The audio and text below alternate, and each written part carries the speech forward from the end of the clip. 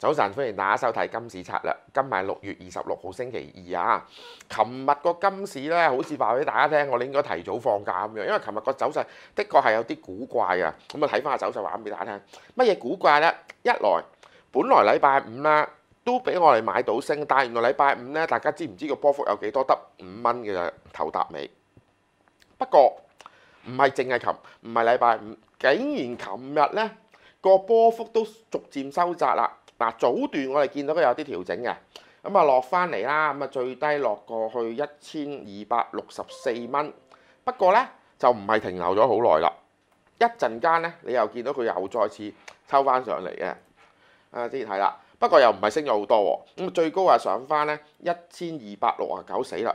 喂，加埋又係得4蚊啫喎，而且咧以為佢叫做小幅反彈啦，但係結果之後咧係越嚟越窄喎，行到每一棍嘅波幅咧都係得2-3蚊啫喎，哇！咁啊形成咗一個相當顯著嘅收窄三角形啦。咁當然啦，咁樣係咪代表咗咧我哋見到嘅危機已經解決啦？但係原來望翻個美元指數咧，原來都係跌嘅喎。大家可以留意翻啦，琴日個美金咧，雖然唔係話開市跌到收市啦，咁啊最高啊上過去94.56嘅，咁之後咧其實跌一路就跌落去啦，咁啊跌到幾多咧？就而家仲係做緊 day low 嘅，咁啊現時啊報緊94.19啦，雖然又唔係跌幅好多啦，咁但係大家就要諗啊，呢個古怪現象，但係從乜嘢引起嘅咧？冇理由美金又跌，個金又跌，其他商品又跌，股市又跌，債市又跌。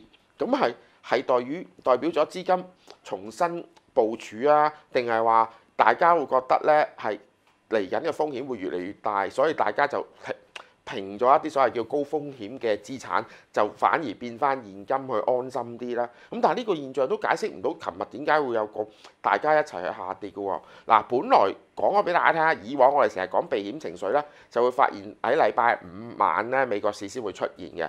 咁喺正常交易情況，由禮拜一開始回復正常之後咧，就應該跟翻個美元走勢去走喎。咁但係琴日咧，既然個美金跌個金又跌啦，咁即係話我琴日同大家講嗰樣嘢咧，又好似有啲咧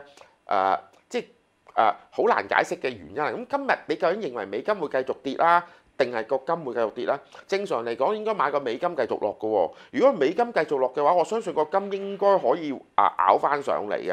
咁但係因為琴日派個牛皮啊，所以我覺得咧，你要佢今日有個比較強勁嘅上升動力咧，可能要佢試一試翻上個禮拜4個 day low 咧，先可以有個叫做穿頭破腳嘅現象。因為你要知道咧技術分析嗰度有一個問題就係你牛皮咧係冇辦法分析到任何方向出嚟啊。咁所以我成日都話啦，你反而要出現一個新嘅下跌動力，可能先至可以令到佢有重新上升嘅所謂叫做突破空間嘅。所以可能今日大家覺得我講得好古怪咧，就因為個市唔喐咧，我就冇辦法話到俾大家聽後市應該點睇嘅。只係因為你覺得個價比較低啲，先希望咧，喂，既然低啊，不如搏下買嘅話好啲啦。但係可能咁樣係代表佢有個急跌危機嘅喎，所以好似係咪好似模棱兩可咁咧？咁所以大家記得黐住我哋 Skyfire 咧嘅 Facebook 專頁啦。咁今日真係要度一度先可以話俾大家聽，今日個策略應該點做啦。咁今日嘅節目先做到呢度啦。